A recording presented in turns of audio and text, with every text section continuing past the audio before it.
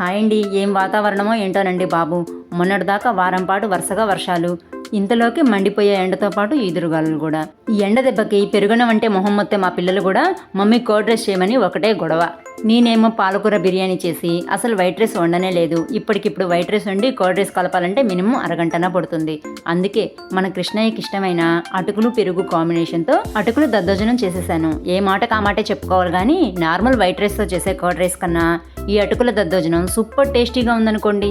ఎంచక్క నైవేద్యాలకి పెట్టుకోవచ్చు, lunch బాక్స్కైనా adjust చేయొచ్చు.